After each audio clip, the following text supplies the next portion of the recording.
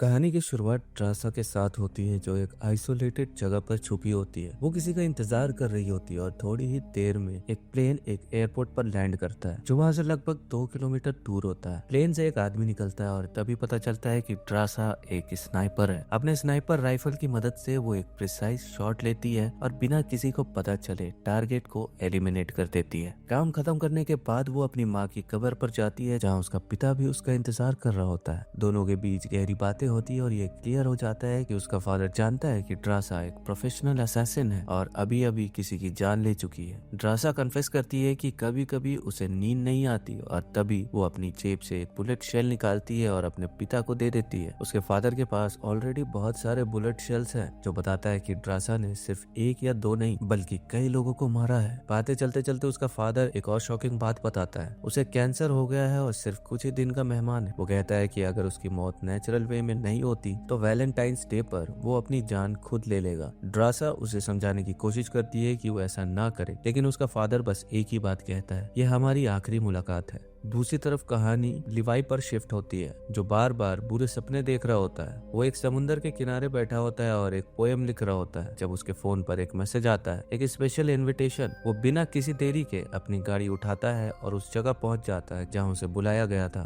वहां उसकी मुलाकात बार्थोलोमियो से होती है, जो एक पावरफुल और एक ऑथोरिटेटिव वुमन है। पता चलता है कि लिवाई पहले मिलिट्री में था, लेकिन अब रिटायर हो चुका है। बार्थोलोमियो लिवाई से कहने लगती है कि एक स्पेशल मिशन है जो सिर्फ एक एक्सपर्ट स्नाइपर ही कर सकता है, इसलिए ये काम उसी को दिया जा रहा है। उससे पूछा जाता है, तुम्हारी लाइफ में कोई ऐसा है जो तुम्हें याद करेगा, कोई फैमिली, दोस्त? लिवाई थोड़ा सोचता है और कहता है, नहीं, मैं बिल्कुल अकेला हूँ। बार्थोलोमियो उसे समझाती है कि मिशन की डिटेल्स अभी रिवील नहीं की जा सकती, लेकिन सब कुछ टाइम पे क्लियर हो जाएगा। लिवाई को एक प्लेन में बिठाया जाता है और बेहोश कर दिया जाता है। जब वो होश में आता है तो उसको नहीं पता कि वो किस देश में है। वो कोशिश करता है पूछने की, लेकिन कोई भी उसे एग्जैक्ट लोकेशन नहीं बताता। बस इतना कहता है कि तुम्हारी डेस्टिनेशन यहाँ से सिर्फ 32 किलोमीटर दूर है, तुम्हें ये डिस्टेंस खुद चल के कवर करना होगा। लिवाई एक पैराशूट पहनता है और बर्फीली जगह पर जंप कर लेता है। ठंड और टफ टेराइन के बीच वो 2 दिन तक चलता रहता है और आखिरकार अपनी मंजिल पर पहुंच जाता है। वहाँ उसकी मुलाकात जेडी से होती है, जो उसे एक वॉच टावर तक ले जाता है। जेडी उसे बताता है कि अगले 1 साल तक तुम्हें यहीं पे काम करना होगा। मैंने भी 1 साल यहाँ बिताया है और अब मेरा टाइम खत्म हो गया है। लिवाई अब भी कंफ्यूज्ड होता है, मुझे यहाँ करना क्या है। तभी जेडी एक बहुत गहरी और डेंजरस खाई की तरफ इशारा करता है, जिसे द जॉर्ज कहा जाता है। जेडी लिवाई को बताता है कि बस यहाँ पे पहरेदारी करनी है। एक इम्पोर्टेंट रूल होता है, तुम्हें सिर्फ महीने में 1 बार हमसे कांटेक्ट करने की इजाजत होगी। जेडी लिवाई को बताता है कि उसका वॉच टावर वेस्ट टावर कहलाता है और बिल्कुल सामने ईस्टर्न टावर भी है, लेकिन एक इम्पोर्टेंट रूल है, तुम्हें उनसे बिल्कुल भी बात नहीं करनी है। हम सिर्फ अपने मिशन पर ध्यान देते हैं और वो लोग अपने मिशन पर। पूरा 1 साल यहाँ तुम किसी से भी बात नहीं कर पाओगे। जेडी लिवाई को सिक्योरिटी मेजर्स के बारे में ब्रीफ करता है। यहाँ ऑटोमेटिक गन्स लगी हैं, जिन्हें तुम्हें रोज रिलोड करना होगा और अगर किसी वजह से इनकी गोलियां खत्म हो जाए तो तुरंत रिफिल करनी होगी। इसके अलावा नीचे कई जगह माइंस भी बिछाई गई है। अगर किसी वजह से इनको ब्लास्ट होने का रिस्क हो तो नए माइंस लगाना भी तुम्हारी जिम्मेदारी होगी। लेकिन अब भी लिवाई एक क्वेश्चन से कंफ्यूज है, उसका असली मिशन क्या है। वो पूछता है, क्या यहाँ दूसरे लोग आते हैं जिन्हें हमें जॉर्ज के पास जाने से रोकना है? जेडी उसका डाउट क्लियर करता है, नहीं, हमें किसी को अंदर जाने से नहीं, बल्कि जो चीज अंदर है उसे बाहर आने से रोकना है। ये सुनकर लिवाई और ज्यादा अलर्ट हो जाता है। जेडी एक छोटा बॉम्ब उठाता है और उसे जॉर्ज के अंदर फेंक देता है। धमाके के बाद एक अजीब सी कहर और क्रीपी आवाज सुनाई देती है, एक मॉन्स्टर की आवाज। अब एक बात कंफर्म हो जाती है, जॉर्ज के अंदर जो भी है वो कोई नॉर्मल चीज नहीं बल्कि एक खतरनाक एंटिटी है। जेडी लिवाई को बताता है कि जो क्रीचर्स जॉर्ज के अंदर छिपे हैं उन्हें हॉलोमैन कहा जाता है। तुम्हें किसी भी हाल में इन्हें ऊपर आने से रोकना है। वो और डिटेल शेयर करता है। 1940s में आर्मी की 3 बटालियंस इस जॉर्ज के अंदर गई थी, लेकिन कोई भी वापस नहीं आया। उनका सिर्फ एक काम था, हॉलोमैन को रोकना। जेडी एक और टेरिफाइंग बात बताता है, यहाँ एक स्ट्रे डॉग अलार्म लगा है। अगर कभी ये अलार्म बजने लगे तो बिना सोचे समझे तुम्हें यहाँ से भागना होगा। मुझे नहीं पता कि ये अलार्म क्यों बजता है, बस ये बता दिया गया है कि अगर ये बजा तो सीधा भाग जाना। लिवाई ये सब सुनकर और ज्यादा नर्वस हो जाता है। तभी जेडी वॉच टावर के सामने वाले टावर की तरफ देखता है और कहता है, वहाँ भी कोई नया आदमी आया होगा, मतलब उनका भी 1 साल पूरा हो गया है। वो लिवाई को बताता है कि उसके सर्वाइवल के लिए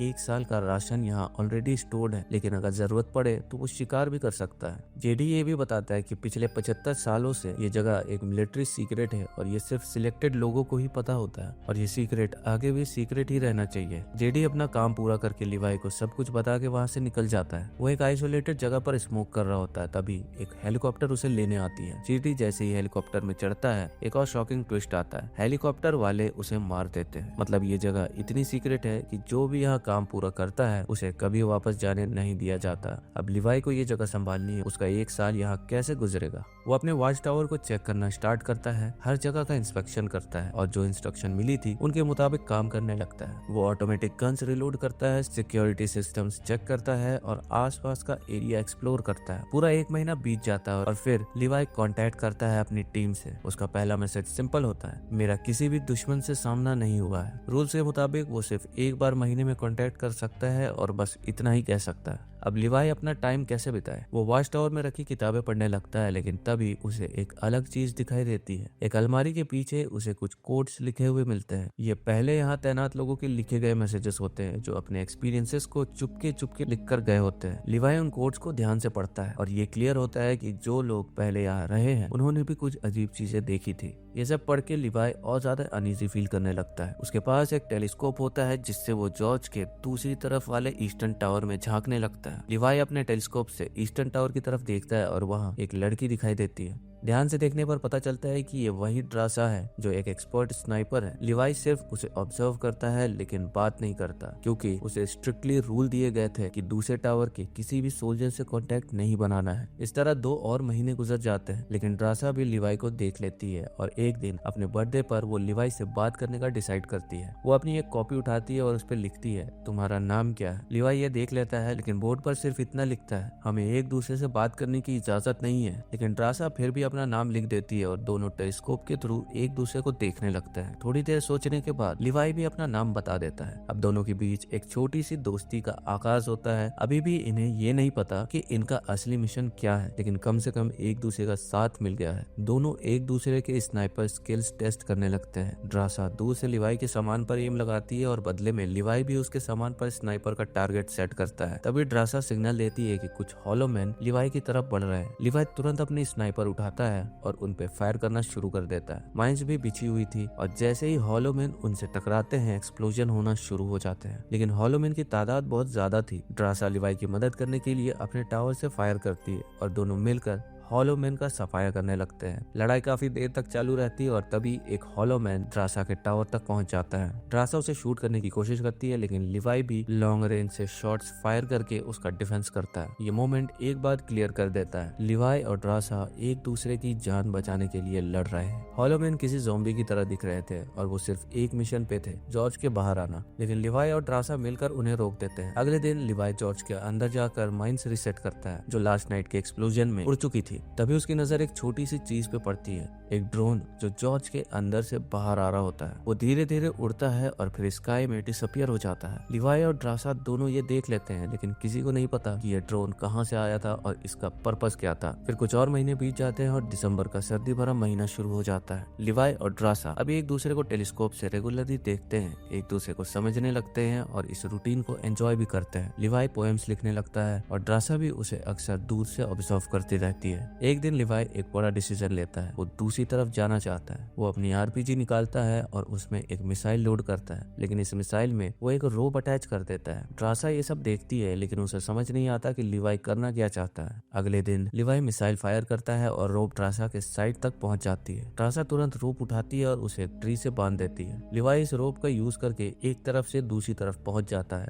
ईस्टर्न टावर में। जैसे ही वो ड्रासा के टावर में लैंड करता है, ड्रासा उसके सामने होती है और लिवाई उसके लिए एक छोटा सा फ्लावर लेकर आया होता है। ड्रासा बहुत खुश होती है, लेकिन हंसी मजाक में कहती है, तुम एकदम बदबू मार रहे हो, जाके नहा लो। लिवाई हंसते हंसते शावर लेने चला जाता है, लेकिन ड्रासा उसके कपड़े छुपा देती है। फिर वो सीसीटीवी के थ्रू उसको बिना कपड़ों के देखती है और ये क्लियर दिखता है कि अब दोनों एक दूसरे को पसंद करने लगे हैं। एक वक्त था जब ये दोनों एक दूसरे से बात भी नहीं कर सकते थे और अब ये एक दूसरे के बिना लाइफ इमेजिन नहीं कर पा रहे। लिवाई और ड्रासा वॉच टावर पर एक साथ बैठ जाते हैं और अपनी लाइफ की बातें करने लगते हैं। दोनों एक्सपर्ट स्नाइपर स्नाइपर्स हैं तो ऑब्वियसली उनकी बातें भी स्नाइपिंग से ही रिलेटेड होती है। ड्रासा पूछती है तुमने सबसे लंबा शॉट कब मारा था? लिवाई 1 सेकंड सोचता है और फिर बताता है मैंने 3240 मीटर दूर से एक इंसान को मारा था। पहले मैं मरीन्स में था। फिर लिवाई एक और इम्पोर्टेंट सवाल उठाता है, हमें यहाँ से क्या छुपाया जा रहा है? ये जॉर्ज का राज क्या है? ड्रासा अपने पिता के वर्ड्स रिपीट करती है, जैसे मेरे फादर्स कहते थे, अपने काम पर ध्यान दो, क्या छुपा है क्या नहीं उस पर फोकस मत करो। फिर वो अपने पहले मिशन के बारे में बात करने लगती है, जब उसने पहली बार किसी इंसान को मारा था और उसे कैसा फील हुआ था। लिवाई कहता है कि उसे भी बिल्कुल वैसा ही महसूस हुआ था। ड्रासा थोड़ी इमोशनल हो जाती है और बताती है कि जब भी वो किसी को मार कर आती थी तो वो अपने पिता के पास जाया करती थी, लेकिन अब जब वो वापस जाएगी तो उसके पिता जिंदा नहीं होंगे,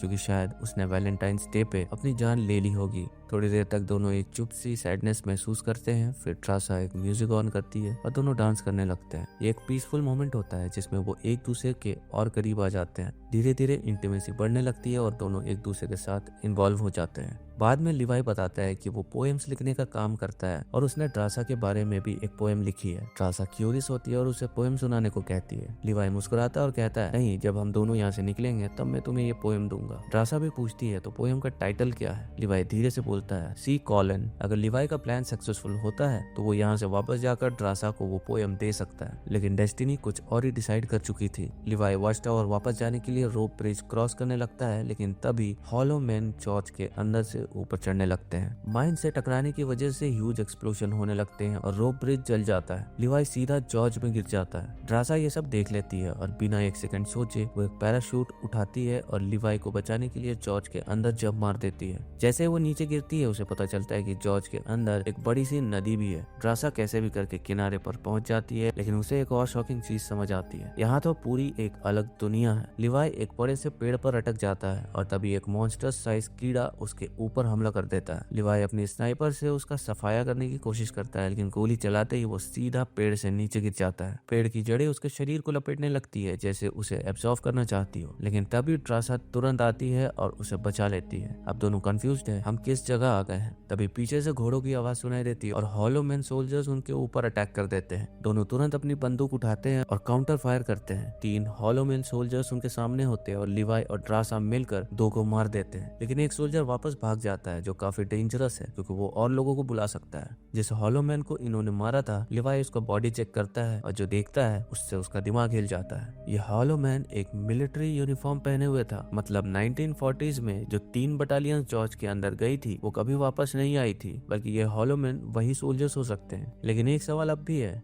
ये लोग अब तक जिंदा कैसे हैं? लिवाई और ड्रासा जॉर्ज के और अंदर बढ़ने लगते हैं और तभी एक और टेरिफाइंग साइट उनके सामने आती है। इंसानों के शरीर से पेड़ निकल रहे होते हैं। ये सब देख दोनों कैसे भी अपनी जान बचाने के लिए एक चर्च में छुप जाते हैं और तुरंत दरवाजा लॉक कर देते हैं। लिवाई और ड्रासा चर्च के अंदर एंटर करते हैं, लेकिन वहाँ का सीन और भी ज्यादा हॉरिफाइंग होता है। पहले तो वहाँ कुछ मरे हुए लोग मिलते हैं और ऐसा लगता है जैसे इन्होंने खुद अपनी जान लेने का डिसीजन लिया हो ताकि वायरस उन्हें कंज्यूम न कर सके। चर्च के अंदर हर जगह डीके और हॉरर का माहौल था, जैसे यहाँ कभी एक सिविलाइजेशन थी जो धीरे धीरे खत्म हो गई। तभी कुछ अनजानी मकड़ियाँ जो एबनॉर्मल साइज की होती हैं उन दोनों पर हमला कर देती है। ऐसा लगता है कि वायरस ने इन मकड़ियों को भी म्यूटेट कर दिया है और अब ये और भी ज्यादा डेडली हो चुकी है। लिवाई और ड्रासा अपनी गोलियों से उन्हें मारने की कोशिश करते हैं, लेकिन ये मकड़ियाँ बहुत तेज होती है। जैसे तैसे दोनों इन्हें शूट करती है और फाइनली एलिमिनेट कर देते हैं, लेकिन उनका टाइम खत्म नहीं होता। तभी चर्च का दरवाजा तोड़कर हॉलो मैन अंदर आ जाते हैं। लिवाई और ड्रासा उन पे फुल फोर्स से अटैक करते हैं और बहुत सारे हॉलो मैन को मारकर चर्च से भाग जाते हैं। भागते भागते एक पहाड़ी सुरंग में एंटर करते हैं और तुरंत दरवाजा लॉक कर लेते हैं ताकि हॉलो मैन उनके पीछे न आ सके।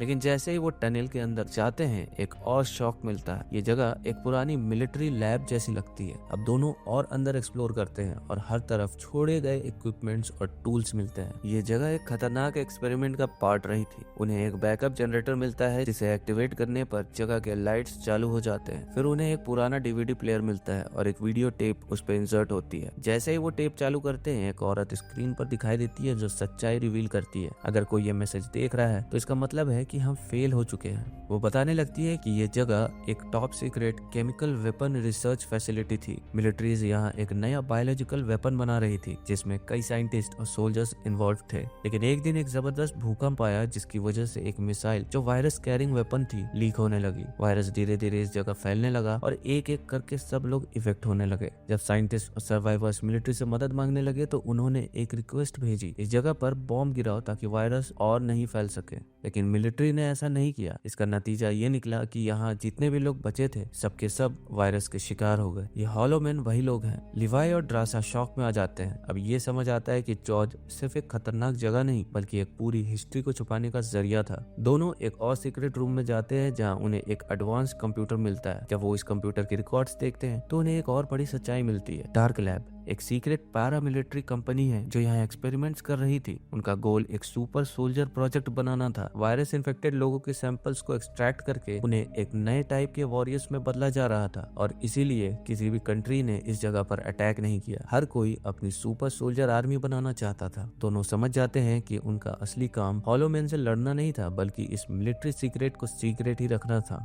लिवाई और ड्रासा लैब से बाहर निकलते हैं लेकिन जैसे ही वो एग्जिट तक पहुंचते हैं एक हॉलो मैन उन पर हमला कर देता है। ये हॉलो मैन ड्रासा को एक रोप से लपेटकर खींचने लगता है। ड्रासा अपने आप को छुड़ाने की कोशिश करती है लेकिन उसके हाथ बंधे होते हैं। लिवाई उसे ढूंढने निकलता है और एक और शॉकिंग चीज देखता है। एक मैसिव मिसाइल वहां रखी होती है। ये मिसाइल वही है जो 1940s में बनाई गई थी, जो वायरस स्प्रेडिंग वेपन थी। तब भी लिवाई देखता है कि ड्रासा एक जगह बंधी हुई है और उसके सामने एक हॉलो मैन खड़ा है। ड्रासा उसे धमकी देती है, मुझे छोड़ दो वरना मैं तुम्हें बचा भी नहीं पाऊंगी। जैसे ही हॉलो मैन अटैक करने जाता है ड्रासा अपने आप को फ्री कर लेती है और उस पर हमला कर देती है। दोनों की लड़ाई इंटेंस होती है और तभी लिवाई भी वहां पहुंच जाता है और हॉलो मैन को शूट कर देता है। जब लिवाई उस हॉलो मैन का नाम चेक करता है तो उसका दिमाग हिल जाता है। ये वही इंसान था जो पहले वेस्ट टावर का सोल्जर था। मतलब जो भी लोग पहले यहाँ आए थे वो धीरे धीरे हॉलो मैन में बदल गए। लिवाई और ड्रासा अब तक ये समझ चुके हैं कि वायरस हर जगह फैल चुका है, मिट्टी में, पेड़ों में, रूट्स में, हर जगह। जितने भी इंसान यहाँ सर्वाइव करने की कोशिश कर रहे थे वो धीरे धीरे इस जगह का एक हिस्सा बन गए। पेड़ों की जड़ों में अटक गए, हॉलो मैन में बदल गए और एक नाइटमेयर बन गए। ये जगह सिर्फ एक बैटलफील्ड नहीं थी बल्कि एक बायोलॉजिकल हेल बन चुकी थी। लिवाई और ड्रासा जैसे तैसे फायर लगाते हैं और वहां से भाग जाते हैं। लिवाई और ड्रासा एक पुरानी छोड़ी हुई गाड़ी ढूंढ निकालते हैं जो काफी टाइम से वहीं पड़ी थी। ये दोनों एक नई बैटरी फिट करते हैं और समहाउ गाड़ी स्टार्ट हो जाती है। लिवाई को एक और आइडिया आता है। जो रोप जॉर्ज के ऊपर लटक रही थी जिससे वो पहले आया था, उसी रोप को गाड़ी से बांध देते हैं। गाड़ी का इंजन चालू करने पर पुली सिस्टम के थ्रू रोप धीरे धीरे खींची जा रही थी और गाड़ी के साथ दोनों ऊपर चढ़ रहे थे।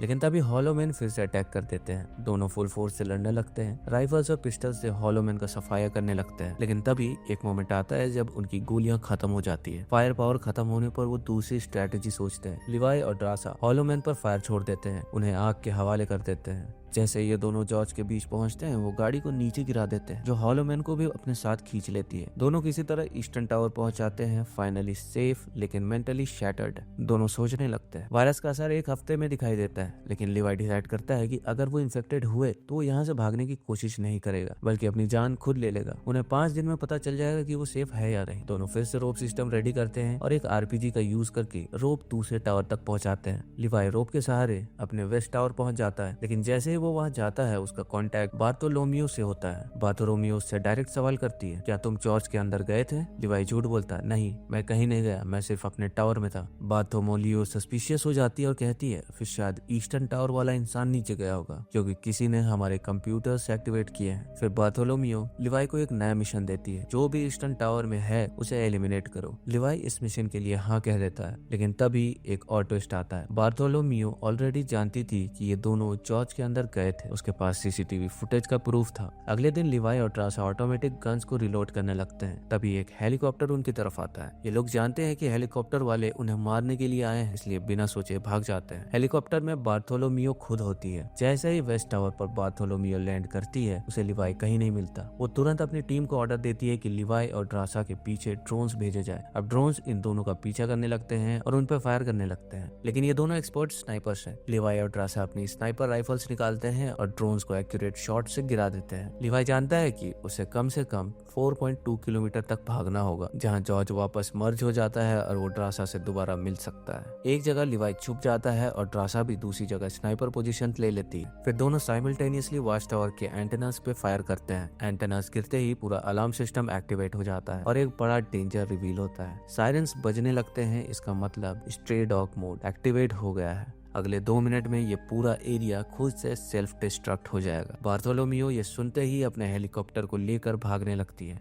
लिवाई और ट्रासा भी पूरे स्पीड में भागने लगते हैं। 2 मिनट कंप्लीट होते ही जॉर्ज के नीचे जो बड़ी मिसाइल थी वो ब्लास्ट हो जाती है। पूरे हॉलो मैन 1 सेकंड में खत्म हो जाते हैं, लेकिन शॉकिंगली एक्सप्लोजन के इम्पैक्ट में बार्थोलोमियो का हेलीकॉप्टर भी आ जाता है और वो भी उसके साथ मर जाती है। लिवाई भी ब्लास्ट की वजह से इम्पैक्ट में आता है और सीधा पानी में गिर जाता है। ड्रासा कैसे भी सर्वाइव करती है और एक सेफ स्पॉट पे बैठ जाती है, सिर्फ लिवाई का इंतजार करने के लिए। लेकिन दिन गुजर जाते हैं और लिवाई वापस नहीं आता। एक दिन ड्रासा उस पोएम को खोलती है जो लिवाई ने उसके लिए लिखी थी। वो उस पोएम को पढ़ती है और उसका चेहरे पे एक छोटी सी स्माइल आ जाती है। कुछ महीने बाद ड्रासा एक रेस्टोरेंट में काम कर रही होती है, एक नॉर्मल लाइफ जीने की कोशिश कर रही होती है। तभी एक दिन वो देखती है कि रेस्टोरेंट के अंदर एक जाना पहचाना चेहरा एंटर करता है। लिवाई जिंदा था। जैसे ड्रासा उसे देखती है वो तुरंत भाग के उसे गले लगा लेती है। लिवाई मुस्कुराता है और बस उसे जोर से हक कर लेता है और इसी के साथ ये मूवी यहीं पर खत्म हो जाती है। तो दोस्तों ये थी द जॉर्ज मूवी की कहानी। अगर वीडियो पसंद आई हो तो वीडियो को लाइक जरूर करें और चैनल पर नए हो तो चैनल को भी सब्सक्राइब कर दें। मैं मिलता हूँ आपसे अपनी अगली वीडियो के साथ में, तब तक के लिए जय हिंद।